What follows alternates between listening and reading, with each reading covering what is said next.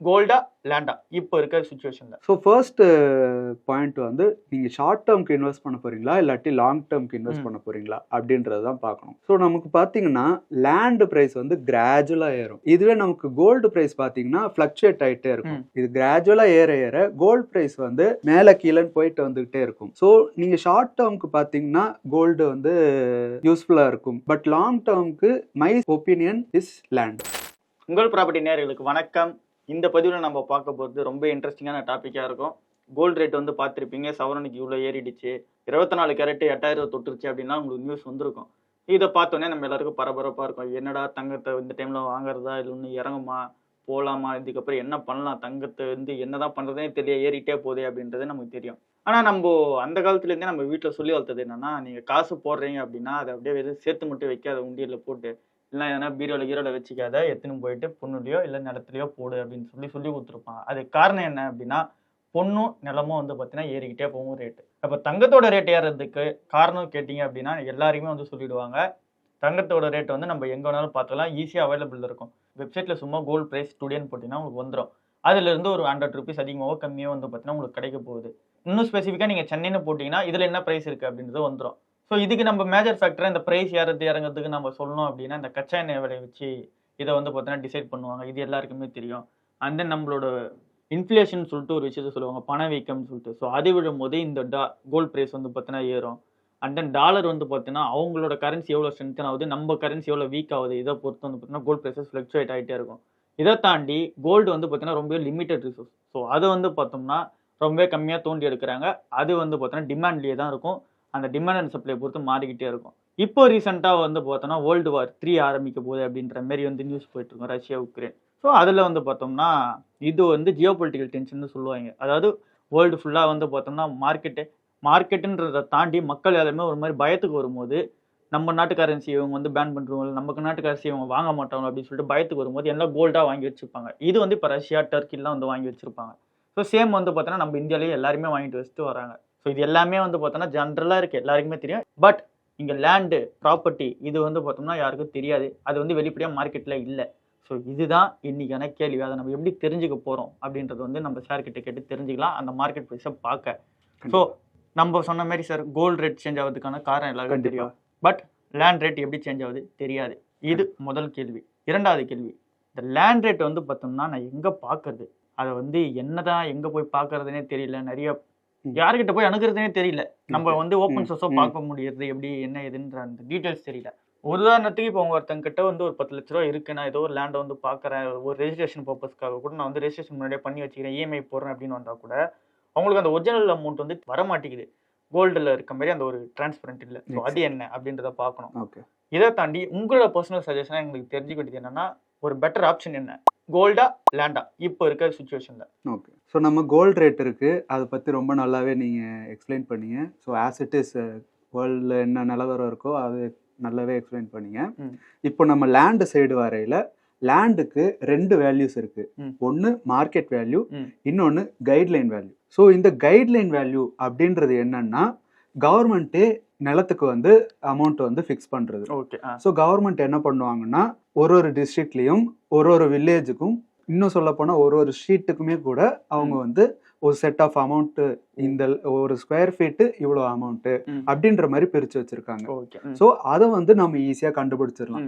எங்க கண்டுபிடிக்கலாம்னா, தமிழ்நாடு கவர்மெண்ட்டே அவங்க வெப்சைட் வச்சிருக்காங்க, டிஎன் ரெஜினெட். ஸோ இந்த வெப்சைட்ல நம்ம போயிட்டு கைட்லைன் வேல்யூன்னு சர்ச் பண்ணாலே நீங்க எந்த டிஸ்ட்ரிக்ட் வேணுமோ, எந்த வில்லேஜோ, எந்த ஸ்ட்ரீட்டு அப்படின்ற மாதிரி டீட்டெயில்ஸ் போட்டு உங்களுக்கு தேவையான டீட்டெயில்ஸ் வந்து நீங்க பெர் ஸ்கொயர் ஃபீட்டுக்கு நீங்க வந்து கண்டுபிடிச்சிடலாம். இது வந்து கைட்லைன் வேல்யூ. ஆமா, இது வந்து கைட்லைன் வேல்யூ. அடுத்தது வந்து மார்க்கெட் வேல்யூ. ஸோ இந்த மார்க்கெட் வேல்யூ தான் நம்மளால கணிக்க முடியாது. இந்த ரேட்ஸ் வந்து வெளிப்படையா எங்கேயுமே அவைலபிளா இருக்காது. ஸோ இப்போ இந்த கைட்லைன் வேல்யூன்னு பேஸ் ப்ரைஸா இருக்கையில அதை பேஸ் பண்ணி இந்த மார்க்கெட் வேல்யூ அப்படின்றது மாறுபடும். ஓகே, ஸோ இப்போ வந்து எந்தென்ன ரீசன்ஸ்னாலலாம் இந்த லேண்டோட மார்க்கெட் வேல்யூ மாறுது அப்படின்றது பார்க்கலாம். ஸோ ஃபர்ஸ்ட் திங் என்னன்னா டெவலப்மெண்ட். ஸோ ஒரு இடத்துல இன்ஃப்ராஸ்ட்ரக்சர் டெவலப் ஆக அதை சுற்றி இருக்கிற லேண்டோட ரேட்டும் அதிகமாகும். ஓகே, இப்போ நம்ம லாஸ்ட் வீடியோவில் வந்து பரந்தூர் ஏர்போர்ட் அதை பற்றி நம்ம பார்த்தோம். ஸோ இப்போ ஃபார் எக்ஸாம்பிள் பரந்தூரில் தான் ஏர்போர்ட் வரப்போகுது அப்படின்னு முடிவாயிருச்சுன்னா அதை சுற்றி லேண்டோட ப்ரைஸ் எல்லாமே ஏறும். Tourism factor. ஆமாம், டூரிசம் ஃபேக்டர் வரும். அதை சுற்றி உங்களுக்கு மால்ஸ் வரலாம், ஆஃபீஸ் ஸ்ட்ரக்சர்ஸ் வரலாம், அதுக்கப்புறம் இன்னும் நிறைய ஹாஸ்பிட்டல்ஸு, இன்னும் நிறைய அம்யூனிட்டிஸ்லாம் வரும். ஸோ உங்கள் லேண்டை சுற்றி நிறைய அம்யூனிட்டிஸ் இருக்க உங்களோட ப்ரைஸ் வந்து லேண்ட் ப்ரைஸ் வந்து ஏறிக்கிட்டே இருக்கும். ஸோ இப்போ நம்ம சிம்பிளாக சொல்லணும்னா, இப்போ நம்ம சென்னையில் இருக்கோம். சென்னையில் மெயினான ஏரியாக்கள்லாம் சில இருக்கும். ஃபார் எக்ஸாம்பிள் அண்ணா நகர், கோயம்பேடு, அடையாறு, இந்த மாதிரி மெயினான ஏரியாக்கள் எல்லாம் நமக்கு வந்து ப்ரைஸ் வந்து அதிகமாக இருக்கும். ஸோ இது இன்னும் கொஞ்சம் தூரமாக இருக்கிற ஏரியா, ஃபார் எக்ஸாம்பிள் வந்து ஆவடி, வில்லிவாக்கம், அம்பத்தூர், இந்த மாதிரியான ஏரியாக்குள்ள இதை கம்பேர் பண்ணையில் அமௌண்ட் வந்து கொஞ்சம் கம்மியாக இருக்கும். ஏன்னா இந்த அளவு இப்போ அண்ணா நகர், அடையாறுலாம் இருக்கிற அளவுக்கு அம்பத்தூரோ வில்லிவாக்கமோ ஆவடியோ ரொம்ப மெயின் கிடையாது. ஸோ அதனால அம்யூனிட்டிஸ் பொறுத்து நமக்கு வந்து ரேட்ஸ் மாறுபடும். அதுக்கடுத்து டிமாண்ட்ஸ். ஸோ மக்கள் வந்து எங்கே அதிகமாக வாங்க விரும்புகிறாங்க. ஸோ இந்த மார்க்கெட் டிமாண்ட் அப்படின்றது பல ஃபேக்டர்னால மாறுபடும். செக்யூரிட்டி ரீசன்ஸாக இருக்கலாம், கனெக்டிவிட்டி ரீசன்ஸாக இருக்கலாம், இல்லைன்னா வாட்டர் சோர்ஸ் ரிசர்ச் பண்ணி மக்கள் எங்கே வாங்க விரும்புகிறாங்களோ அதை பேஸ் பண்ணியும் நமக்கு இந்த மார்க்கெட் டிமாண்டுன்றது மாறுபடும்.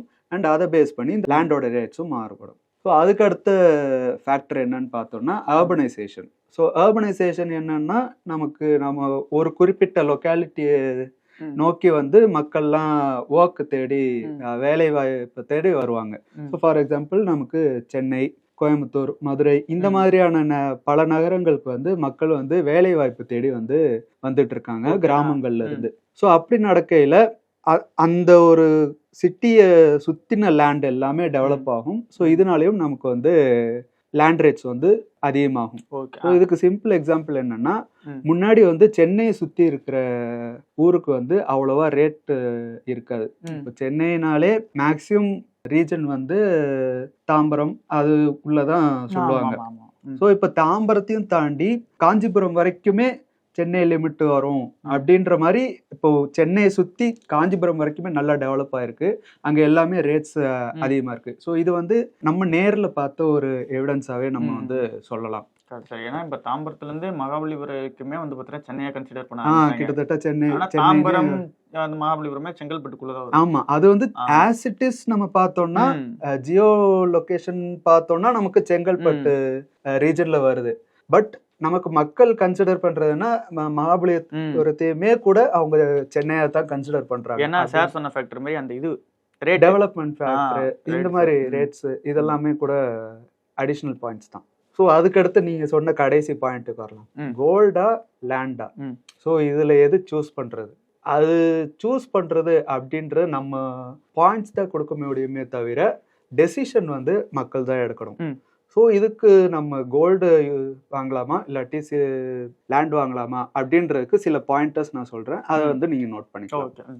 ஸோ ஃபர்ஸ்ட் பாயிண்ட் வந்து நீங்கள் ஷார்ட் டேர்ம்க்கு இன்வெஸ்ட் பண்ண போகிறீங்களா இல்லாட்டி லாங் டேர்ம்க்கு இன்வெஸ்ட் பண்ண போகிறீங்களா அப்படின்றது தான் பார்க்கணும். ஸோ நமக்கு பார்த்தீங்கன்னா லேண்டு ப்ரைஸ் வந்து கிராஜுவலாக ஏறும். இதுவே நமக்கு கோல்டு ப்ரைஸ் பார்த்தீங்கன்னா ஃப்ளக்சுவேட் ஆகிட்டே இருக்கும். இது கிராஜுவலாக ஏற கோல்டு ப்ரைஸ் வந்து மேலே கீழேன்னு போயிட்டு வந்துக்கிட்டே இருக்கும். ஸோ நீங்கள் ஷார்ட் டேர்முக்கு பார்த்தீங்கன்னா கோல்டு வந்து யூஸ்ஃபுல்லாக இருக்கும். பட் லாங் டேர்முக்கு மை ஒப்பீனியன் இஸ் லேண்ட். ஏன்னா நீங்கள் ஒரு 10 வருஷம் ஒரு லேண்டை ஹோல்ட் பண்ணுறீங்கன்னா அந்த 10 வருஷத்துக்கு கழிச்சு லேண்ட் ப்ரைஸ் வந்து ஒரு லெவலில் இருக்கும். ஆனால் கோல்டு வந்து ஹைலி ஃப்ளக்சுவேட் ஆகும் அப்படின்றதுனால இந்த லேண்ட் ரேட் அளவுக்கு ஒரு 10 இயர்ஸ் கழிச்சு இருக்குமா, அதோட ஹையா கூட இருக்கலாம், பட் அதை விட லோவா கூட இருக்கலாம்.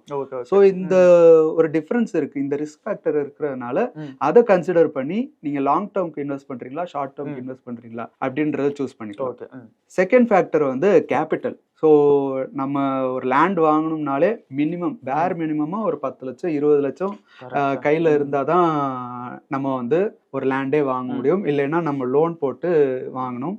அண்ட் அதில் வந்து நம்ம இஎம்ஐ கட்டுறது அந்த மாதிரியான செலவுகள்லாம் இருக்குது. இதுவே நம்ம கோல்டாக வச்சுருக்கோம் அப்படின்னா நமக்கு கோல்டு பீஸ் இருக்குது, என்ன ஒரு 100 ரூபாக்குள்ளதான் இருக்கும், அது இருக்குது. அது இல்லை அது இல்லாமல் கிராம் கணக்கில் நீங்கள் ஆர்னமெண்டல் கோல்டாவோ இல்லாட்டி நீங்கள் கோல்டு காயினாவோ வாங்குறீங்கன்னா கிட்டத்தட்ட ஒரு 8,000 ரூபா அந்த மாதிரி ரேஞ்சில் இருக்குது. ஸோ நீங்கள் ஸ்லோவாக அக்வயர் பண்ண ஃப்யூச்சரில் உங்களுக்கு ஒரு நல்ல லம்சம் அமௌண்ட் ஆஃப் கோல்டு இருக்கும். ஸோ உங்கள் கேபிட்டல் எப்படி இருக்குது, உங்களால் 10 லட்சம் ஒரேடியாக செலவு பண்ண முடியுமா அப்படின்றத பார்த்துட்டு நீங்கள் கோல்டு வாங்கலாமா இல்லாட்டி லேண்ட் வாங்கலாமா அப்படின்றத டிசைட் பண்ணிக்கலாம். அதுக்கு அடுத்தது வந்து ஜியோ பொலிட்டிக்கல் டென்ஷன். நீங்கள் சொன்ன மாதிரி தான், எப்போ ஒரு வார் டென்ஷன் இருக்கோ அப்போ வந்து மக்கள் வந்து கோல்டை ப்ரிஃபர் பண்ணுவாங்க. ஏன்னா லேண்டை வந்து நம்ம கையோட எடுத்துட்டு போக முடியாது. பட் கோல்டா இருந்தா எந்த ஊருக்கு வேணாலும் போயிட்டு நம்ம அந்த கரன்சிக்கு வந்து எக்ஸ்சேஞ்ச் பண்ணிக்கலாம்.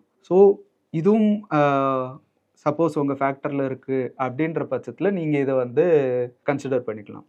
அதுக்கடுத்து வந்து யூசபிலிட்டி. ஸோ நீங்கள் வந்து கோல்டு வாங்கினீங்கன்னா பெருசாக யூஸ் பண்ண முடியுமா அப்படின்றது தெரில. ஸோ ஃபார் எக்ஸாம்பிள் நீங்கள் ஒரு ஆர்னமெண்டல் கோல்டாக வாங்குறீங்கன்னா அதை வந்து போட்டுக்கலாம், ஃபங்க்ஷனுக்கு போயிட்டு வர மாதிரி போட்டுக்கலாம். இதே நீங்கள் கோல்டு காயின்ஸாகவே வச்சுருக்கீங்க, அதே மாதிரி நீங்கள் திருப்பி ஆர்னமெண்ட் வச்சுருக்கீங்கன்னா அதை வந்து லோனுக்கு வந்து நீங்கள் கொலாட்ரலாக யூஸ் பண்ணிக்கலாம். ஸோ இதை தவிர நீங்கள் லேண்ட் எடுத்துக்கிட்டீங்க அப்படின்னு பார்த்தீங்கன்னா அது ஒரு இன்வெஸ்ட்மெண்ட் யூஸுக்கும் இருக்கும். அதை வந்து நீங்கள் ரெண்டல் அந்த மாதிரி விடுறீங்கன்னா அடிஷ்னல் ரெவென்யூ ஜென்ரேட் பண்ணுறதுக்கும் நீங்கள் இந்த லேண்டை வந்து யூஸ் பண்ணிக்கலாம். ஸோ அதே மாதிரி இந்த லேண்டை வந்து கொலாட்ரலாகவும் யூஸ் பண்ணிக்கலாம். ஸோ இப்படி லேண்டில் வந்து பல யூசபிலிட்டி இருக்குது. பட் கோல்டில் வந்து நமக்கு கொஞ்சம் கம்மியாக தான் இருக்குது. ஸோ இது பேஸ் பண்ணி நீங்கள் வந்து கோல்டு வாங்குறதா இல்லாட்டி லேண்ட் வாங்குறதா அப்படின்றத முடிவு பண்ணிக்கலாம். ஓகே சார், இந்த 4 ஃபேக்டர் பேஸ் பண்ணி வந்து பார்த்தோம்னா ஒருத்தங்க டிசிஷன் எடுக்கும்போது எடுத்துக்கலாம்.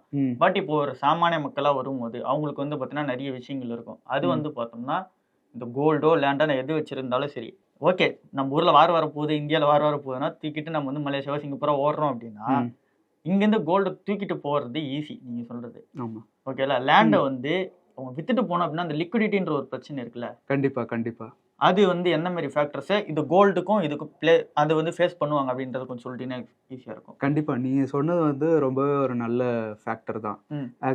கோல்டுன்னு பார்த்தீங்கன்னா உங்களுக்கு ஈஸியாக வந்து லிக்விடேட் பண்ணிடலாம், பிளெட்ஜ் பண்ணுறதோ இல்லைன்னா அதை விற்கிறதோ ஈஸி. பட் லேண்டு அப்படின்னு பார்த்தீங்கன்னா அதுக்கு நீங்கள் பையர் தேடணும். அந்த பையர் வந்து நீங்கள் சொல்கிற ப்ரைஸ்க்கு அதுக்கு நெகோசியேஷன்ஸ் அப்படிலாம் இருக்குது. அதுக்கப்புறம் அதுக்கு ரெஜிஸ்ட்ரேஷன் ப்ராசஸ் இருக்குது. ஸோ இதெல்லாம் கன்சிடர் பண்ணையில் லேண்டை விட கோல்டு வந்து நீங்கள் ஈஸியாக லிக்விடேட் பண்ணிடலாம். ஸோ நீங்கள் இவர் சொன்ன பாயிண்ட்டையும் நீங்கள் வந்து கோல்டு வாங்குறதா லேண்ட் வாங்குறதா அப்படின்ற ஒரு ஃபேக்டரில் வந்து நீங்கள் இதை வந்து இன்க்ளூட் பண்ணிக்கலாம். ஸோ என்னதான் நம்ம வந்து சொல்லிக்கிட்டே போனாலும் நிறைய ஃபேக்டர்ஸ் இன்க்ளூட் பண்ணலாம், நிறைய ஃபேக்டர்ஸ் இன்க்ளூட் பண்ணாமையும் போகலாம். பட் ஓவராலாக நம்ம பார்க்கும்போது நம்ம வந்து எங்கேயும் இந்தியா விட்டு போகிறதில்ல. ஏன்னா நம்மகிட்ட இருக்கிறது வந்து பார்த்தோன்னா கொஞ்சம் அமௌண்ட் ஆஃப் மணி தான் இருக்கும். நம்மளோட அதிகபட்ச ஆசையை வந்து பார்த்தோன்னா ஒரு ப்ராப்பர்ட்டி வாங்கி வீடு கட்டி நம்ம குடியேறணும் அப்படின்றது தான் வந்து பார்த்தோன்னா இருக்கிற மிடில் கிளாஸ் எல்லாருக்குமே இருக்க ஒரு வந்து இதுன்னு சொல்லலாம், ஆசைன்னு சொல்லலாம், இல்லை அப்படின்னா அது ஒரு கனவுன்னு சொல்லலாம். ஸோ இதுதான் வந்து பார்த்தோன்னா மிடில் கிளாஸ் இருக்க கனவு. ஸோ நம்ம அப்படி வரும்போது தங்கமாக ஒருத்தங்க வச்சுக்கணும் அப்படின்னா மேபி பெண்கள் வந்து பார்த்தோம்னா நான் அணியணும் அப்படின்னு சொல்லிட்டு ஆசைப்படுவாங்களே தவிர அது மேக்ஸிமம் 1 கிராம் 2 கிராம் தாண்டி அவங்க ஆசைப்பட மாட்டாங்க. அந்த கோல்டு வந்து பார்த்தோன்னா திருப்பியும் எதனா எமர்ஜென்சி தான் யூஸ் பண்ணுவாங்க. பட் லேண்டுன்ற ஒரு விஷயம் வந்து நம்மளோட ஆசை கனவாக இருக்கும் போது அதுக்கான ப்ரைஸ் ஃப்ளக்சுவேஷன்ஸ் எப்படி இருக்கும், அதுக்கு நம்ம எப்படி கண்டுபிடிக்கலாம் அப்படின்றதெல்லாம் வந்து சார் தெளிவாக சொன்னார். ஸோ நம்ம ஏதாவது போர் வந்தால் கூட நம்ம இங்கேருந்து போக மாட்டோம் அப்படின்றது தான் வந்து பார்த்தீங்கன்னா மெயின் ஃபேக்டராக இருக்குது. அப்படித்தான் நம்புகிறோம். ஏன்னா வராதுன்னு நம்ம நம்புகிறோம். அதுக்கப்புறமேட்டுக்கா வந்தாலும் வந்து பார்த்தீங்கன்னா யாரும் வந்து இங்கேருந்து விட்டு போக மாட்டோம். ஏன்னா நம்மளோட லேண்டு நம்ம போராடுவோம் அப்படின்றது தான் மேட்டராக இருக்குது. ஸோ இது எல்லா ஃபேக்டர்ஸையும் நீங்கள் கன்சிடர் பண்ணுங்கள். லேண்டு அப்படின்ற வரும்போது சார் சொன்ன மாதிரி இந்த விஷயங்கள்லாம் பயன்படுத்தி நீங்கள் வந்து பார்த்தீங்கன்னா தெரிஞ்சுக்கலாம். ஸோ இதுதான் கோல்டுக்கும் லேண்டுக்கும் இருக்க வித்தியாசம். ஸோ இதை நீங்கள் வந்து பார்த்தீங்கன்னா ஒரு எஜுகேஷனல் பர்பஸாக எடுத்துக்கோங்க. இப்படி நம்ம வந்து கோல்டு வேல்யூ பார்க்கலாம், இப்படி வந்து லேண்ட் வேல்யூ பார்க்கலாம் அப்படின்றது. ஸோ இந்த டிஃப்ரென்ஸ் உங்களுக்கு புரிஞ்சிச்சு அப்படின்னா உங்களுக்கு ஹெல்ப்ஃபுல்லாக இருக்கும். நீங்கள் வந்து லேண்ட் வேல்யூ சர்ச் பண்ணுறதுக்காக இருக்கட்டும், இல்லை கோல்டு வேல்யூ நம்ம எப்படி கால்குலேட் பண்ணணும் அப்படின்றதெல்லாம். ஸோ இந்த ஒரு இன்ஃபர்மேஷனை நமக்கு சார் வந்து சொல்லி கொடுத்ததுக்கு அவருக்கு தேங்க்ஸ் பண்ணிக்கலாம். சார் அடுத்த வீடியோவில் இதேமாரி ஒரு நல்ல கேள்விகளோட வரோம். மக்களுக்கு அது வந்து ஹெல்ப்ஃபுல்லாக இருக்கும் அப்படின்னு நம்ம நம்புகிறோம். நன்றி. ஸோ வீடியோஸை பார்த்துருப்பீங்க, இது கண்டிப்பாக உங்களுக்கு ஹெல்ப்ஃபுல்லாக இருந்திருக்கும். இதை தாண்டி வந்து பார்த்தீங்கன்னா உங்களுக்கு நிறைய டவுட்ஸ் வந்து இருக்கும். இதை நீங்கள் வந்து பார்த்தீங்கன்னா சார் கிட்ட அன்றைக்கி கேட்கலாம் அப்படின்ற டவுட்ஸ் கிளாரிஃபிகேஷன் இது எல்லாத்துக்கும் நம்ம பார்க்கணும் அப்படின்னா சாரோட டீமை வந்து நீங்கள் ஈஸியாக கான்டாக்ட் பண்ணலாம். ஸோ அவங்க என்னென்ன மாதிரி சர்வீசஸ்லாம் ப்ரொவைட் பண்ணுறாங்க அதில் வந்து பார்த்தீங்கன்னா சார் டீட்டெயில்ஸ் சொல்லுவார். ஸோ அதன் மூலமாக நீங்கள் அவரை கான்டாக்ட் பண்ணிக்கலாம். நம்ம என்ன மாதிரி சர்வீசஸ் கொடுக்குறோம் அப்படின்னு பார்த்தீங்கன்னா, நம்ம வந்து ப்ராப்பர்ட்டி வாங்குறீங்கன்னா அதுக்கு லீகல் ஒப்பீனியன் அண்ட் அது ரிலேட்டடான டாக்குமெண்டேஷன் ப்ராசஸ்லாம் பண்ணிடலாம். அதுக்கடுத்து உங்கள் ப்ராப்பர்ட்டி ரிலேட்டடாக லேண்ட் ஆர் பில்டிங் அது ரிலேட்டடாக உங்களுக்கு கேசஸ் ஏதாச்சும் போடணும், இல்லைன்னா நீங்கள் உங்களுக்கு பெண்டிங் கேசஸ் ஏதாச்சும் இருக்குது அப்படின்ற பட்சத்தில் அந்த கேஸுக்கும் நம்ம வந்து ஹெல்ப் பண்ணிடலாம்.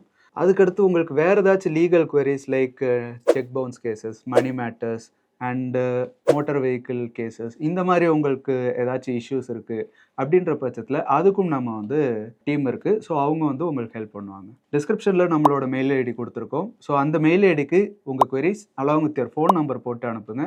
எங்கள் லீகல் டீம் உங்களுக்கு தேவையான லீகல் அசிஸ்டன்ஸும் கொடுப்பாங்க.